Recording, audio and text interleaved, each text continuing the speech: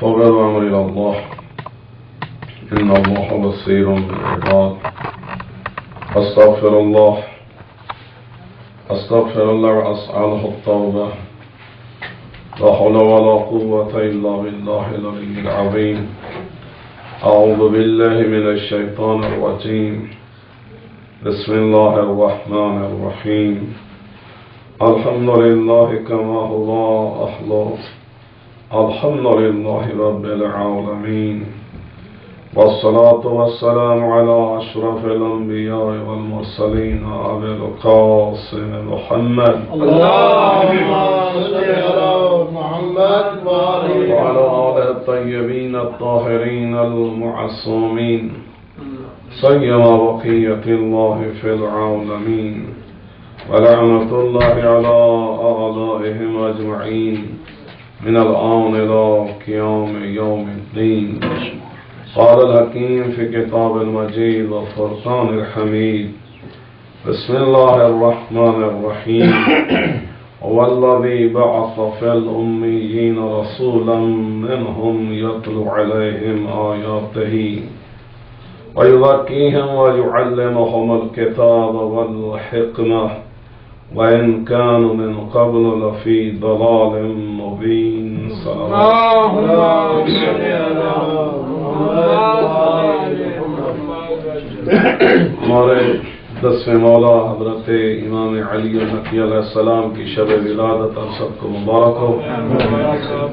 امام زمان علیہ السلام کی خدمت میں تبریک عرض کرتے ہیں اور پروردگار سے دعا ہے کہ وہ ہمیں اہل بیت کی خوشیوں میں خوش رکھے، دنیا میں بھی اہل بیت کے ساتھ رہیں اور آخرت میں بھی اہل بیت کے ساتھ رہیں انشاءاللہ. صلوات پڑھیے. اللهم صل على محمد وعلى محمد. بارک دیجیے صلوات. اللهم صل على محمد وعلى محمد. ہمارے دسویں مولا امام علی النقی علیہ السلام مدینہ میں پیدا ہوئے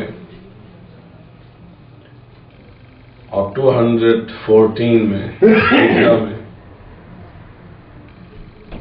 ٹوٹل آپ کی عمر مبارک 40 سال تھی. لیکن آپ کے ساتھ جو ایک خصوصیت ہے وہ یہ ہے کہ آپ جب منصب امامت پر، ویسے تو پیدائشی امام ہوتے ہیں لیکن عملی طور پر جب امامت کی ذمہ داریاں آپ نے سنبھالی ہیں تو آپ کی عمر مبارک تقریباً 6 یا 7 سال کی تھی. تو سورہ جمعہ کی یہ جو دوسری آیت آپ کی خدمت میں تلاوت کی ہے، پروردگار فرما رہا هو الذی بعث فی الامیین رسولا منہم، کہ یہ تو تمہارے خالق کا کرم ہے، احسان ہے کہ تم لوگ جاہل ہو، ان پڑھ ہو، اور آخر میں فرمایا ان کان من قبل لفی ضلال مبین، اور تم لوگ کھلی گمراہی میں تھے یا ہو یا رہو گے. کیوں؟ اگر اللہ کی اس نعمت سے ہم فائدہ نہیں اٹھاتے، اور وہ نعمت کیا ہے؟ رسالت اور امامت کی نعمت ہے، ہدایت کی نعمت ہے، ڈیوائن لیڈر کی نعمت ہے، یعنی اللہ کی طرف سے جو ہادی آتا ہے چاہے وہ نبی ہو یا امام ہو. تو پروردگار فرماتے ہیں کہ اگر نبی اور امام یعنی اللہ کی طرف سے بھیجے گئے ہادی سے اگر تم اپنے آپ کو متمسک نہیں کرو گے، اپنے آپ کو ان کا غلام نہیں بناؤ گے، اپنے آپ کو ان کا پیروکار اور سچا عاشق نہیں بناؤ گے، ان سے سچی محبت نہیں کرو گے، جیسے وہ حکم دیتے ہیں ویسے عمل نہیں کرو گے، تو تم لوگ کھلی گمراہی میں ہو. چاہے جتنے عالم ہو جاؤ، جتنے فاضل ہو جاؤ، جتنے سائنٹسٹ ہو جاؤ، علم اپنی جگہ، انسان کے باقی کمالات اپنی جگہ، لیکن جب تک انسان صراط مستقیم پر نہیں چلتا، یہی وجہ ہے کہ یہ اور احسان ہے اللہ تعالیٰ کا مومنین پر، مسلمانوں پر، کہ جو ہر روز پروردگار سے انسان یہی کہتا ہے اہدنا الصراط المستقیم، اے اللہ ہمیں صراط مستقیم پر رکھ. اور وہ صراط مستقیم کیا ہے؟ وہ اللہ کا راستہ ہے، وہ رسول اللہ کا راستہ ہے، وہ امام کا راستہ ہے. یہی سچا راستہ ہے، یہی سیدھا راستہ ہے، یہی بہشت کا راستہ ہے، یہی خدا کا راستہ ہے، یہی مصطفیٰ کا راستہ ہے، یہی مرتضیٰ کا راستہ ہے، اور یہی امام علی النقی علیہ السلام کا راستہ ہے.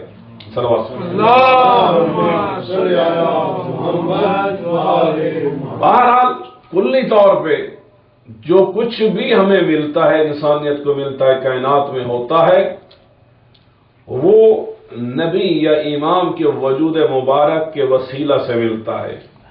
لیکن اس آیت میں پروردگار نے چند چیزیں بیان کر دی ہیں. ملنے کو تو بہت کچھ ملتا ہے، سین اور آن سین بہت ساری نعمتیں ایسی ہیں.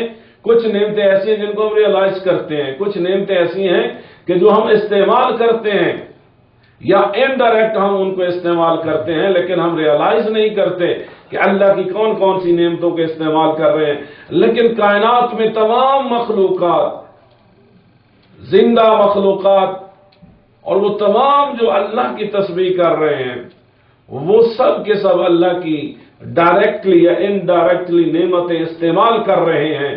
اور اس نعمت میں سے وہ عظیم نعمت کہ جس کے بارے میں روز محشر حتماً سوال بھی کیا جائے گا، اللہ تعالیٰ حکم دے گا روز محشر کے ان لوگوں سے حساب لو میری اس عظیم نعمت کا، یعنی نعمت رسالت اور نعمت امامت کا، اور خصوصاً جو تکملہ یا کمال رسالت جو چیز ہے، یا کمال دین جو چیز ہے، یا اتمام دین جو چیز ہے، وہ ولایت اور امامت ہے.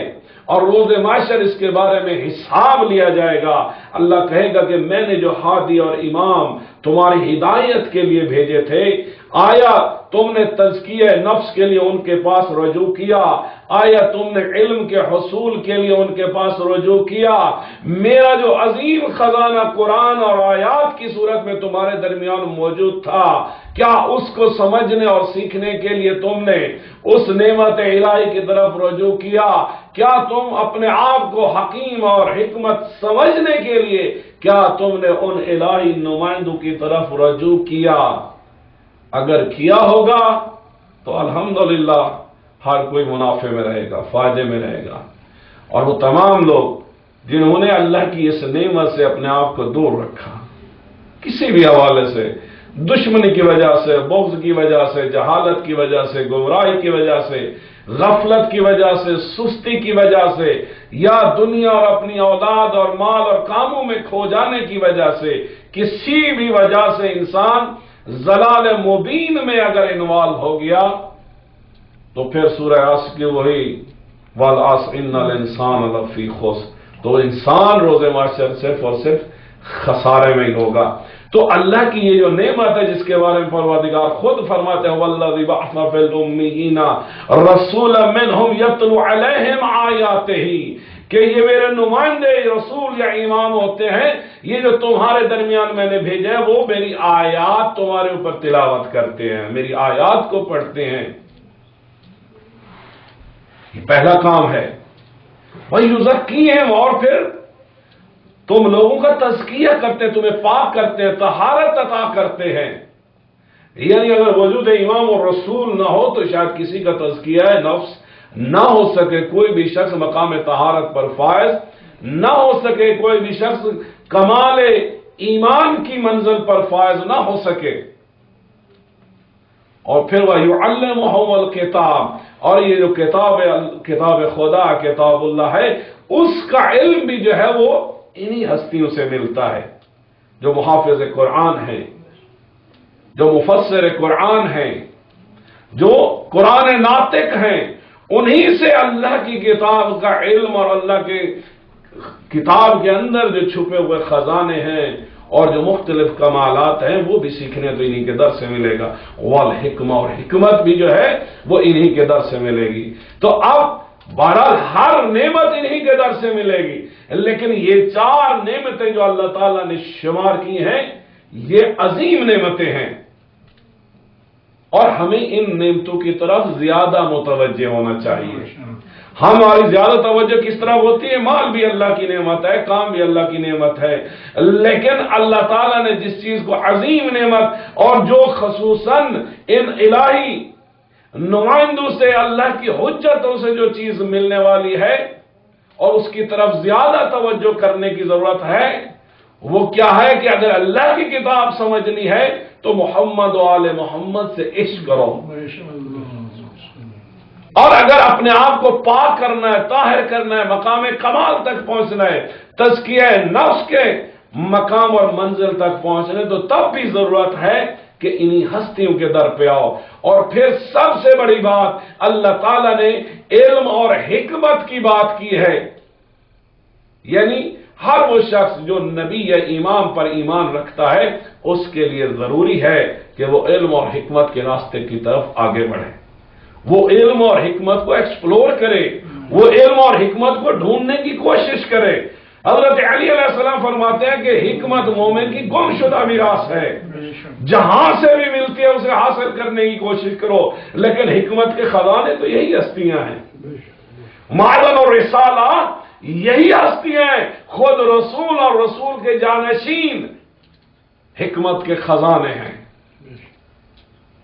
تو ان ہستیوں سے علم اور حکمت ملنی ہے، اور یہ ہستیاں بھی یہی چاہتی ہیں کہ ان کے ماننے والے they must love knowledge and wisdom, they must strive for knowledge and wisdom.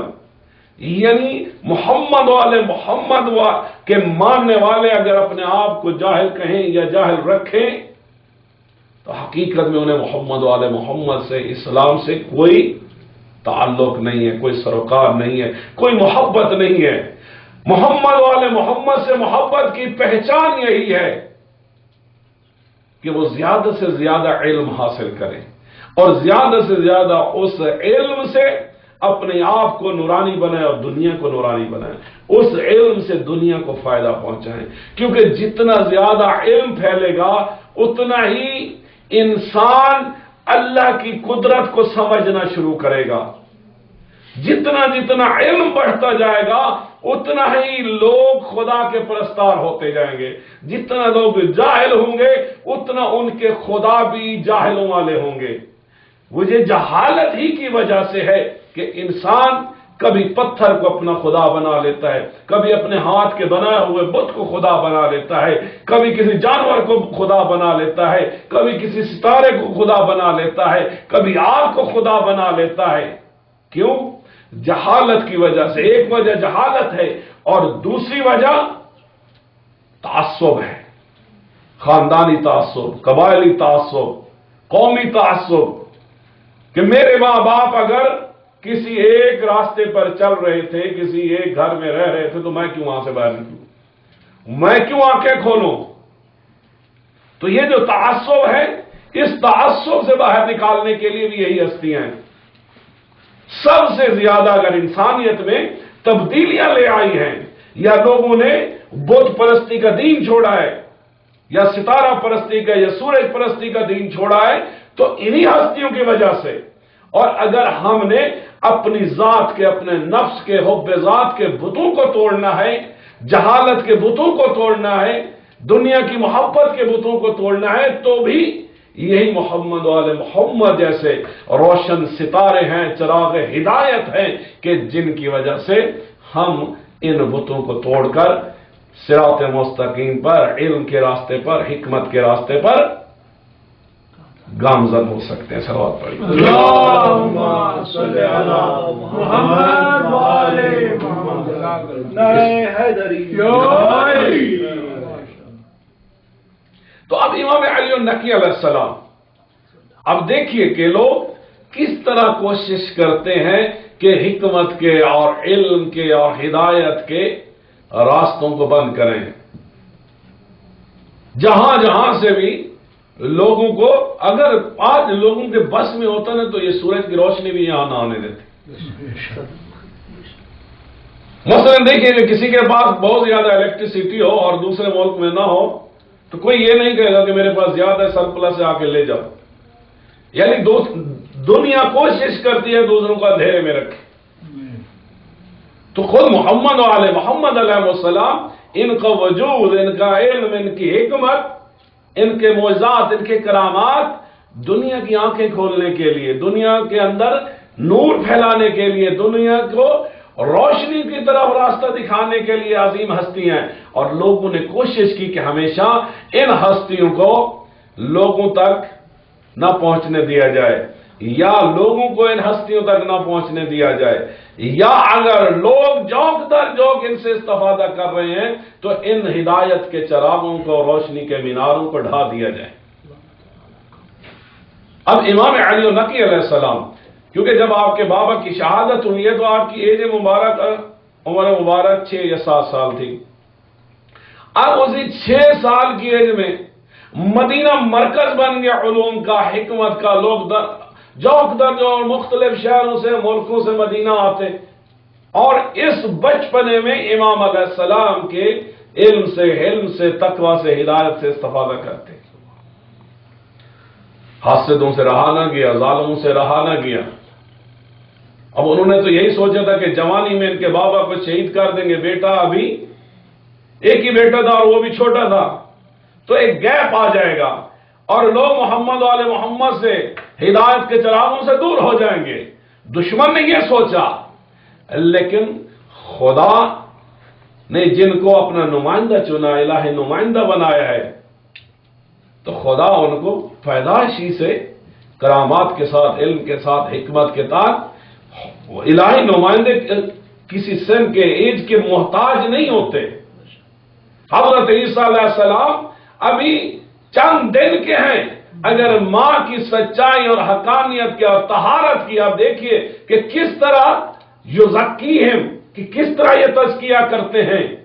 اب حجت خدا حضرت عیسیٰ علیہ السلام اگر ان کی ماں کے کردار پر اور طہارت پر اگر حرف آتا ہے تو چند دن کے عیسیٰ علیہ السلام جو حجت خدا ہے وہ گواہی دیتے کہ میری ماں طیبہ ہے، طاہرہ ہے، پاک ہے۔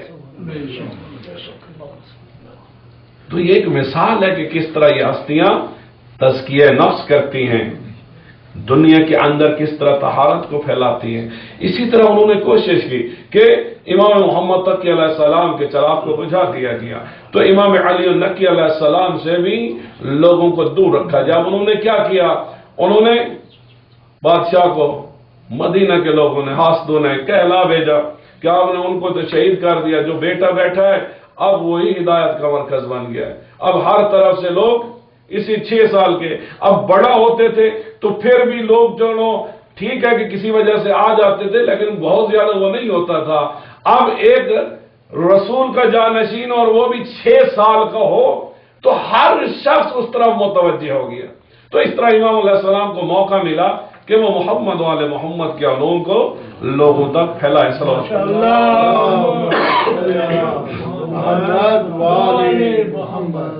تو اب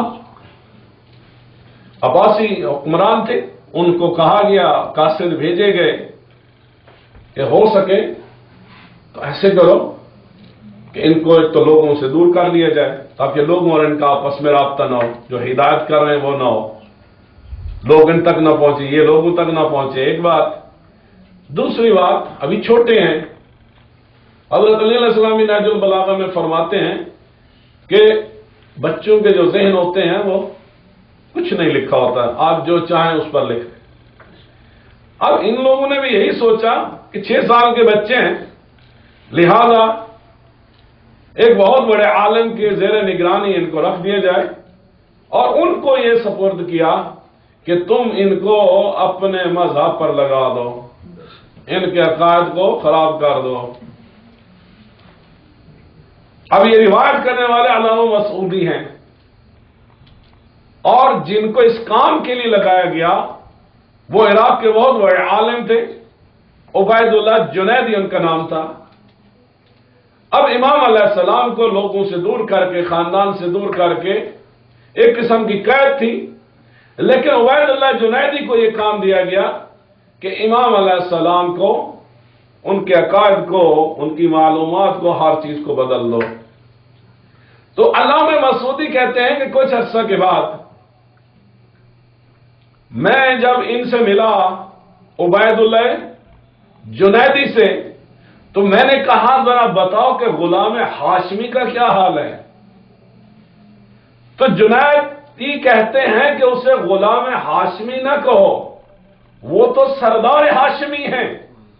میں جب کبھی علم کے کسی باب کو ان سے کھولتا ہوں تو وہ اس ایک باب سے ہزار ہزار باب میرے آگے کھول دیتے ہیں۔ نعرہ حیدری، اور انہوں نے کہا کہ نہ صرف یہ کہ وہ حافظ قرآن ہیں، بلکہ ان جیسا نہ کوئی تعویل قرآن کو جانتا ہے، نہ کوئی تنزیل قرآن کو جانتا ہے۔ میں ان کو پڑھا نہیں رہا بلکہ وہ مجھے پڑھا رہے ہیں۔ تعزیہ گرامی، اب امام علیہ السلام اور عید مبارک ہے ان کی 6 سال، لیکن اس میں بھی اپنے تو اپنے دشمن بھی جو ہے امام علیہ السلام کے علم کا اعتراف کرتے ہیں۔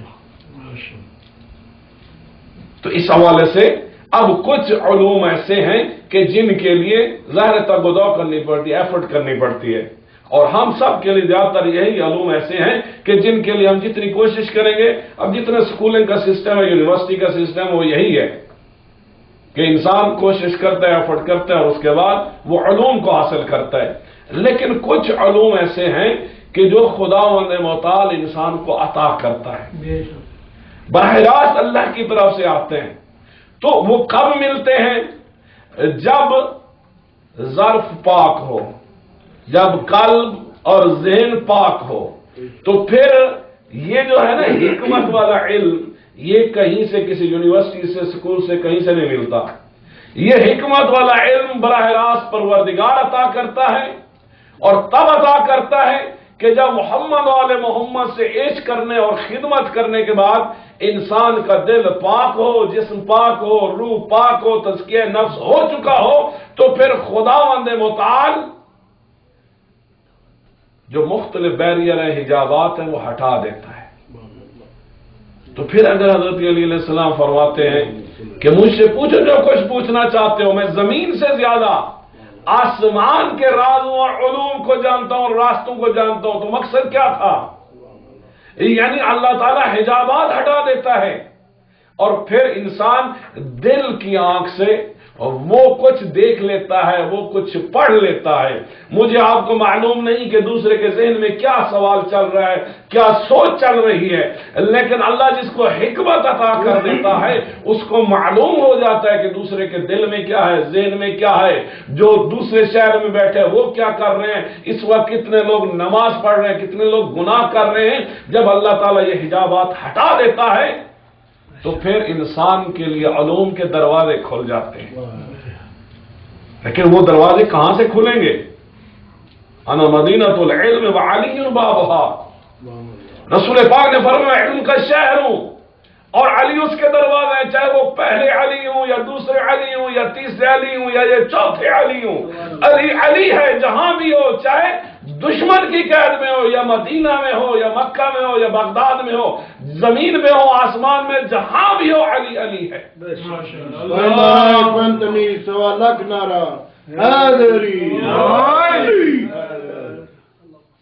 اب ہم آپ کوشش کر کے تزکیہ نفس کر کے اتنا ہو سکتا ہے کہ ہمارے لیے کچھ بیریئر ہٹ جائے، لیکن امام جس مقام پر ہوتا ہے، نہ صرف یہ کہ امام کے لیے تمام بیریئر حجابات ہٹے ہوئے ہوتے ہیں، بلکہ امام جب چاہے جس کے چاہے یہ بیریئر ہٹا سکتا ہے۔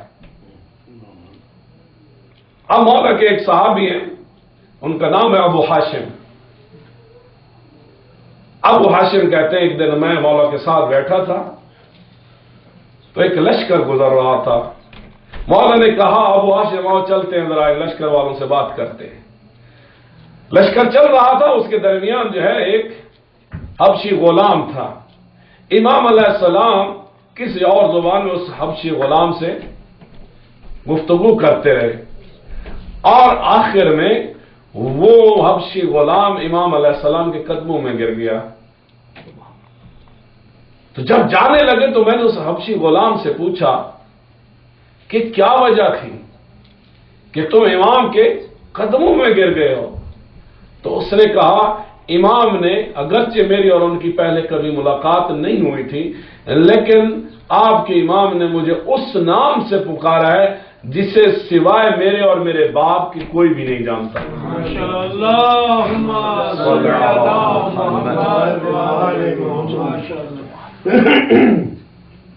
تو سوائے میرے اور میرے باپ کے کوئی نہیں جانتا، اور امام اس چیز پر قادر ہے۔ اب بات ہے علم کی اور حکمت کی۔ تو ابو ہاشم ایک دن دیکھ رہے ہیں کہ امام علیہ السلام آئے اور ان کے ساتھ کسی زبان میں بات کرنے لگ گئے۔ ابو ہاشم کہتے ہیں مولا میں تو یہ زبان نہیں جانتا۔ تو مولا نے کہا کہ یہ سامنے والا جو پتھر پڑا ہے اٹھا کے دے دو۔ چھوٹی سی کنکری تھی، مولا نے اٹھا کے منہ میں رکھی، تھوڑی دیر کے بعد کہا کہ تم اپنے منہ میں رکھو۔ اب وہی کنکری جو چند لمحوں کے لیے امام علیہ السلام نے اپنی زبان مبارک پر رکھی تھی اور پھر ابو ہاشم کو دی، تو ابو ہاشم کہتے ہیں وہی زبان جس میں امام علیہ السلام مجھ سے بات کر رہے تھے وہ ہماری اور آپ کی ہندی زبان تھی، یعنی اردو زبان تھی۔ اور پھر میں وہ زبان کو سمجھنے لگا۔ اب اس کنکری کو رکھنے کے بعد، یعنی چند سیکنڈ کے عمل کے بعد، نہ صرف یہ کہ وہ زبان، بلکہ ابو ہاشم کہتے ہیں کہ I was scholar of 37 languages.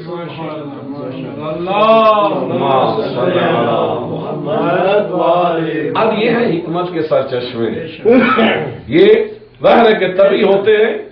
اب آپ جائیں اس ابو ہاشم کی لائف ہسٹری پڑھیں کہ اس نے مولانا کی کتنی خدمت کی ہے، کتنا اثر رہے ہیں، کتنا ہی اپنے آپ کو انہوں نے پاک اور طاہر کیا ہے، اور پھر چند لمحوں میں، چند سیکنڈ میں امام علیہ السلام نے، اب یہ کیا ہے، علمی اور عرفانی اور کمالات کی دنیا میں امام علیہ السلام نے ابو ہاشم کی یہ مدد کی ہے۔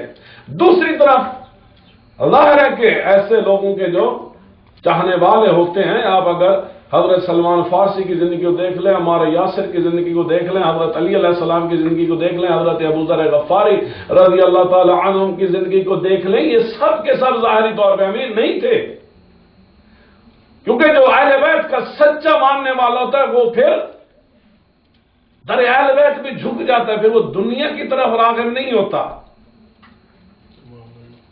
تو یہی حال ابو ہاشم کا تھا۔ اب ابو ہاشم ایک دن کچھ بارن مسائل تھے، مشکلات تھی، پریشان تھا، کہا مولا میں نے کچھ لوگوں کا قرض دینا پریشانی اور مشکل ہے، تو کیا کروں؟ امام علیہ السلام نے کہا تو پریشان کیوں ہوتے ہو؟ ہم جو ہیں پریشان کیوں ہوتے ہم جو ہیں؟ امام علیہ السلام نے ہاتھ بڑھایا اور ریت کی مٹھی بھر کے اس کی گود میں ڈال دی اور کہا دیکھ ابو ہاشم کیا ہے؟ امام علیہ السلام نے جب ڈالا تھا دیٹ واز دا سینڈ، وہ ریت تھی، اور جب ابو ہاشم نے اس ریت کو دیکھا تو وہ سونا تھی۔ تو امام علیہ السلام نے کہا جاؤ اپنا قرض بھی اتارو، اپنی زندگی کی دوسری ضروریات بھی اس سے پورا کرو۔ اب امام علیہ السلام وہ جو اللہ کا نمائندہ ہے، اب ایک طرف وہ علم بھی دے رہے ہیں، وہ تزکیہ نفس بھی کر رہے ہیں، اور دوسری طرف دنیا کی حاجات کو بھی پورا کر رہے ہیں۔ تو اس لیے ہم سب کو چاہیے کہ ان آئمہ طہار سے، ان الہی نمائندوں سے متمسک ہو جائیں، ان سے عشق کریں، ان کے ہو جائیں۔ بہرحال ایک پہلو جو پاکستان کے کچھ لوگ ہوتے ہیں، فقیر ہوتے ہیں، ہر وقت علی علی کرتے ہیں، ان کی میں ہر پہلو کی بات نہیں کر رہا، لیکن ایک پہلو یہ جو وہ ظاہری طور پہ ہوتے بھی غریب ہیں، ان کے پاس اور بھی کچھ نہیں تو بھیک مانگ رہے ہوتے ہیں، لیکن ایک پہلو یہی ہوتا ہے کہ وہ اہل بیت ہی کے ساتھ متمسک ہو جاتے ہیں، ان سے عشق کرتے ہیں، ان سے محبت کرتے ہیں دنیا میں، اور باقی چیزوں کو بھلا دیتے ہیں۔ تو اس لیے ہمیں بھی چاہیے کہ محمد والے محمد سے علم کو، فیض کو، حکمت کو، ان تمام چیزوں کو کسب کریں، حاصل کریں، لیکن یہ تبھی ہوگا جب ان سے عشق ہوگا، جب ہمارے اندر طہارت آئے گی، تزکیہ ہوگا، پیورٹی آئے گی، اور پیورٹی آئے گی تو خود بخود حجابات ہٹ جائیں گے۔ جب امام علیہ السلام ہمارے ہاں آئیں گے یا ہم ان کے ہاں جائیں گے، ان کی زیارات کو جائیں گے، اب جب ہم جاتے ہیں وہ دیکھتے ہیں ظاہری طور پہ، اگرچہ وہ شہید ہو گئے ہیں، وہ دیکھتے ہیں ہمارے سلام کا بھی جواب دیتے ہیں، اور جب کبھی ہم مختلف محافل ایسی الہی محافل برپا کرتے ہیں ان کی ارواح طیبہ بھی آتی ہیں، لیکن ہم ظاہری طور پہ جاہل بھی ہیں، اندھے بھی ہیں، معرفت بھی نہیں رکھتے، لہذا نہیں دیکھ پاتے۔ اس لیے بہرحال ہمیں کوشش کرنی چاہیے، اپنے علم کو بڑھائیں، اپنی حکمت کو بڑھائیں، اپنے تقوی کو بڑھائیں، اپنی پیورٹی کو بڑھائیں، اپنے نفس ہمارا کو کنٹرول کرتے ہوئے نفس مطمئنہ کی طرف بڑھیں، تاکہ محمد و آل محمد کے حقیقی غلاموں میں ہمارا شمار ہو سکے، اور اپنے وقت کے مولا حضرت امام زمان علیہ السلام کی زیارت کر سکیں، ان کے پہلو میں رہ سکیں، ان کی قربت میں رہ سکیں، اور پھر ان کے احکام کی تابعیت کرتے ہوئے انشاءاللہ ان کے ظہور پر نور کے موقع پر بھی ان کا ساتھ دیں۔ پروردگارہ ہم سب کو محمد و آل محمد کے حقیقی غلاموں میں شمار فرما، اے اللہ ہمارے علم میں حکمت میں اضافہ فرما، اے اللہ ہم سب کو خلوص و تقوی کی دولت سے مالا مال فرما، اے اللہ ہمیں ویسا بنا جیسا تو چاہتا ہے۔ پروردگار حضرت امام زمان علیہ السلام کا جلد ظہور فرما، ان کی زیارت سے مشرف فرما، ان کے یاران و انصار میں ہمیں شامل فرما، اے اللہ بحق محمد و آل محمد ہمارے مرحومین اور والدین کے گناہوں کو معاف فرما، پروردگار ہمارے مرحومین کو بحق امام علی النقی علیہ السلام ان کے قبروں کے اندر بہشت کے دروازے کھول دے، اپنی رحمتیں ان پہ نچھاور فرما، ہر قسم کے عذاب کو، سختی کو ان سے اٹھا لے۔ پروردگار روز محشر ہم سب کو حوض کوثر سے اور دست مبارک علی علیہ السلام سے سیراب کرنا۔ اللہم صل علی محمد وعلی محمد، اللہم کن لولیک الحجۃ ابن الحسن صلواتک علیہ وعلی آبائہ فی هذه الساعة وفي كل ساعة وليا وحافظا وقاعدا وناصرا ودليلا وعينا حتى تسكنه أرضك طوعا وتمتعه فيها طويلا برحمتك يا أرحم الراحمين۔